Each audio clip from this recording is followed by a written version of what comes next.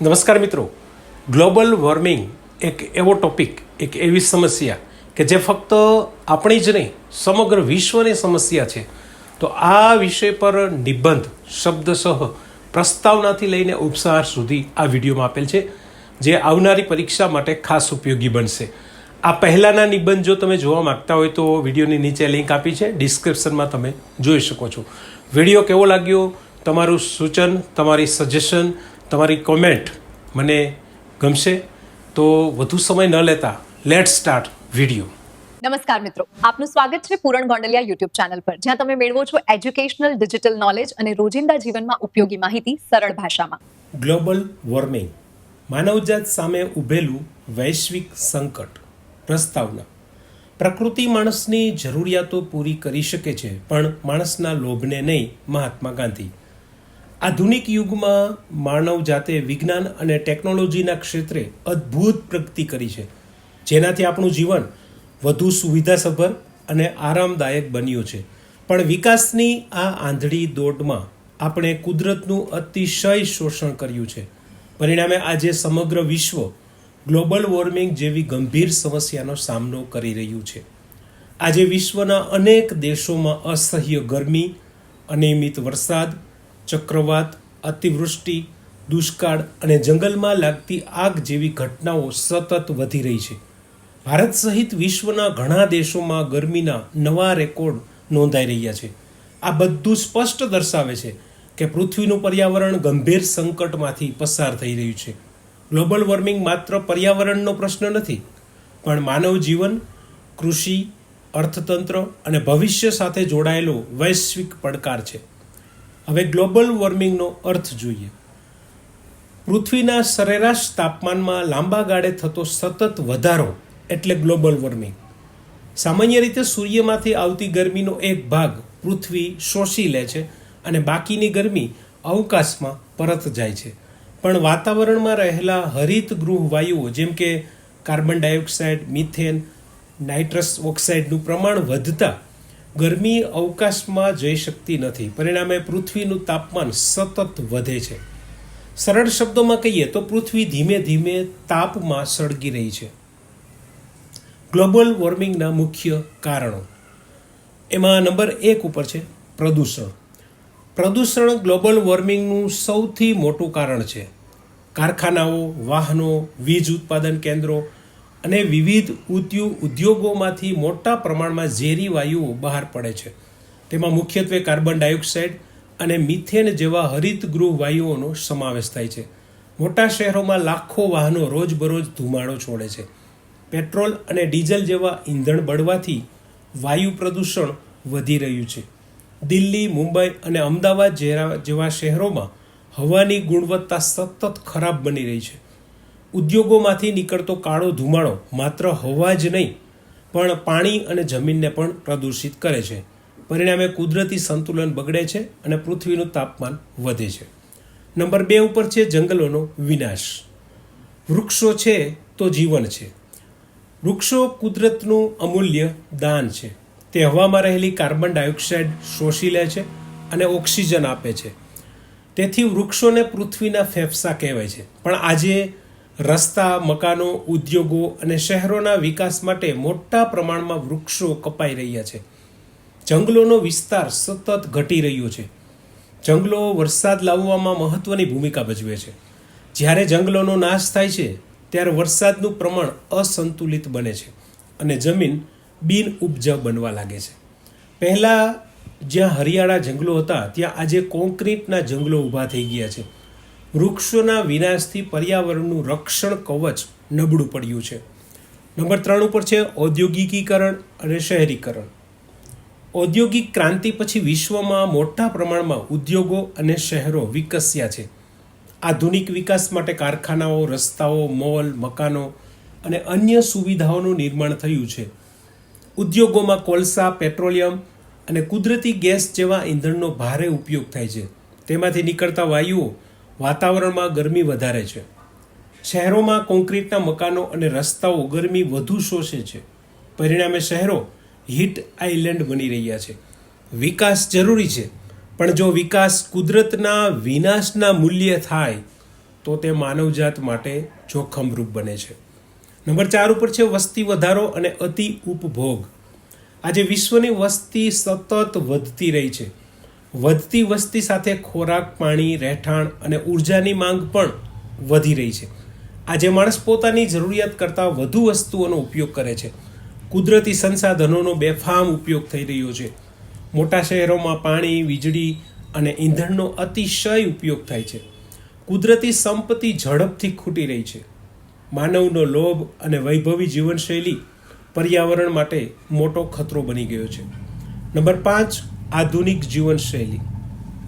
આધુનિક જીવનશૈલી પણ ગ્લોબલ વોર્મિંગ માટે જવાબદાર બની રહી છે. આજે માણસ વધુ સુવિધાસભર અને વૈભવી જીવન જીવવા માંગે છે. પરિણામે વીજળી અને ઈંધણનો ઉપયોગ ખૂબ વધી ગયો છે. આ ઉપરાંત આજે ઘરે ઘરે વપરાતા એર કન્ડિશન, એસી અને રેફ્રિજરેટરમાંથી CFC એટલે ક્લોરોફ્લોરોકાર્બન જેવા વાયુઓ મુક્ત થાય છે. આ વાયુઓ ઓઝોનના પડને નુકસાન પહોંચાડે છે. ઓઝોનનું પડ પૃથ્વીને સૂર્યના હાનિકારક કિરણોથી રક્ષણ આપે છે. જ્યારે આ પડ પાતળો બને છે ત્યારે વધુ ગરમી પૃથ્વી પર પહોંચે છે, જેના કારણે વૈશ્વિક તાપમાનમાં વધારો થાય છે. એક વખત વપરાતા પ્લાસ્ટિક, પેકેજિંગ સામગ્રી અને ઇલેક્ટ્રોનિક કચરાનો વધારો પણ પર્યાવરણ માટે ગંભીર ખતરો બની રહ્યો છે. આજે માણસ કુદરતની નજીક રહેવા કરતાં મશીનો અને સુવિધા પર વધુ નિર્ભર બન્યો છે. અતિ સુવિધા ઘણી વખત પ્રકૃતિ માટે અસુવિધા બની જાય છે. હવે ગ્લોબલ વોર્મિંગની ભયાવહ અસરો જોઈએ. ઋતુચક્રમાં બદલાવ. ગ્લોબલ વોર્મિંગને કારણે ઋતુચક્રનું સંતુલન બગડી ગયું છે. ઉનાળો વધુ ગરમ અને લાંબો બનતો જાય છે, જ્યારે શિયાળો ટૂંકો થઈ રહ્યો છે. વરસાદ પણ અનિયમિત બન્યો છે. ક્યાંક ભારે વરસાદથી પૂર આવે છે તો ક્યાંક લાંબા સમય સુધી વરસાદ પડતો નથી. ગુજરાત સહિત ભારતના અનેક રાજ્યોમાં અતિવૃષ્ટિ અને દુષ્કાળ જેવી પરિસ્થિતિ વારંવાર સર્જાઈ રહી છે. નંબર 2, દરિયાની સપાટીમાં વધારો. ધ્રુવીય વિસ્તારો અને હિમાલયના ગ્લેશિયરો ઝડપથી ઓગળી રહ્યા છે. પરિણામે દરિયાની સપાટી વધી રહી છે. જો આ સ્થિતિ ચાલુ રહેશે તો દરિયાકાંઠાના શહેરો માટે ગંભીર ખતરો ઊભો થશે. ભવિષ્યમાં ઘણા વિસ્તારો પાણીમાં ડૂબી જવાની શક્યતા છે. મુંબઈ, કોલકાતા અને ચેન્નાઈ જેવા શહેરો માટે આ સ્થિતિ ચિંતાજનક છે. નંબર 3, જૈવ વિવિધતાનો નાશ. પ્રકૃતિમાં દરેક જીવનું પોતાનું મહત્વ છે, પણ ગ્લોબલ વોર્મિંગને કારણે અનેક પ્રાણીઓ અને પક્ષીઓના રહેઠાણો આજે નષ્ટ થઈ રહ્યા છે.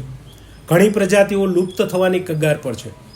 જંગલોનો નાશ અને વધતી ગરમીના કારણે વન્યજીવન પર ગંભીર અસર પડી રહી છે. જૈવ વિવિધતા ઘટવાથી સમગ્ર પર્યાવરણનું સંતુલન ખોરવાઈ જાય છે. નંબર 4, કૃષિ પર વિનાશક અસર. ભારત કૃષિ પ્રધાન દેશ છે. કૃષિ સંપૂર્ણપણે વરસાદ અને કુદરતી પરિસ્થિતિઓ પર આધારિત છે. અનિયમિત વરસાદ, ગરમી અને પાણીની અછતને કારણે પાકને ભારે નુકસાન થાય છે. જમીનની ઉર્વરતા ઘટે છે, ખેડૂતોને આર્થિક નુકસાન સહન કરવું પડે છે અને ખાદ્ય સંકટ ઊભું થવાની શક્યતા વધે છે. નંબર 5, પાણીની તંગી. વધતી ગરમીને કારણે નદીઓ, તળાવો અને જળાશયો સુકાઈ રહ્યા છે. ભૂગર્ભ જળનું સ્તર સતત નીચે જઈ રહ્યું છે. ઘણા શહેરોમાં પીવાના પાણીની સમસ્યા ગંભીર બની રહી છે. જળ છે તો કલ છે. જો આજે પાણીનો બગાડ નહીં અટકાવીએ તો ભવિષ્યમાં પાણી માટે સંઘર્ષ સર્જાઈ શકે છે. નંબર 6, માનવ આરોગ્ય પર અસર. ગ્લોબલ વોર્મિંગ માનવ આરોગ્ય માટે પણ ગંભીર ખતરો છે. વધતી ગરમીના કારણે હીટ સ્ટ્રોક, ડિહાઇડ્રેશન અને શ્વાસની બીમારીઓમાં વધારો થાય છે. પ્રદૂષિત હવા ફેફસા અને હૃદય માટે નુકસાનકારક છે. બાળકો અને વૃદ્ધો પર વધુ પ્રભાવિત થાય છે. ચોમાસામાં ફેલાતા રોગોમાં પણ વધારો થઈ રહ્યો છે. હવે ગ્લોબલ વોર્મિંગ રોકવા માટેના ઉપાયો. નંબર 1, વૃક્ષો પર્યાવરણનું રક્ષણ કરે છે, તેથી વધુમાં વધુ વૃક્ષો વાવવા જોઈએ. જંગલોનો નાશ રોકવો અને નવા જંગલો વિકસાવવા જરૂરી છે. નંબર 2, સૌર ઉર્જા, પવન ઉર્જા અને જળ ઉર્જાનો ઉપયોગ વધારવાથી પ્રદૂષણમાં ઘટાડો થશે. કુદરતી ઈંધણ પરની નિર્ભરતા ઘટાડવી સમયની માંગ છે. વાહનોનો મર્યાદિત ઉપયોગ, જાહેર પરિવહન અને ઇલેક્ટ્રિક વાહનોને પ્રોત્સાહન આપવું જોઈએ. કારખાનાઓ માટે કડક પ્રદૂષણ નિયંત્રણ નીતિ હોવી જોઈએ. નંબર 4, જરૂર વગર લાઇટ પંખા બંધ રાખવા જોઈએ. નંબર 5, વરસાદી પાણીનો સંગ્રહ કરવો જોઈએ. નાના પ્રયાસો ભવિષ્યમાં મોટું પરિવર્તન લાવી શકે છે. નંબર 6, એક વખત વપરાતા પ્લાસ્ટિકનો બહિષ્કાર કરવો જોઈએ. કપડાની થેલીઓ અને પર્યાવરણ મૈત્રી વસ્તુઓનો ઉપયોગ કરવો જોઈએ. નંબર 7, પર્યાવરણ બચાવવા માટે લોકોમાં જાગૃતિ લાવવી જરૂરી છે. શાળા, કોલેજ અને સમાજમાં પર્યાવરણ અંગે કાર્યક્રમો યોજવા જોઈએ. નંબર 8, 3Rનો સિદ્ધાંત.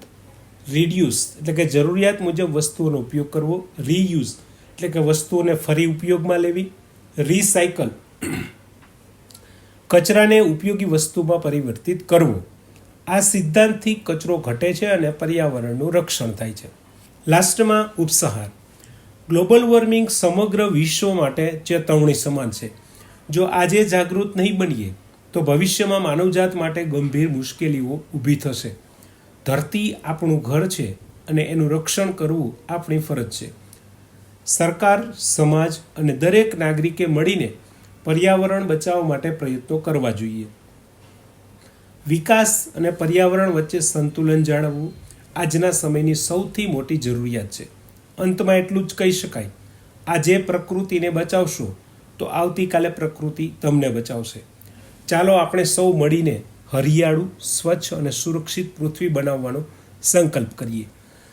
લાસ્ટમાં આ નિબંધને તમે યાદ રાખવા માટે શોર્ટ મુદ્દા આવી રીતે લખી શકો છો.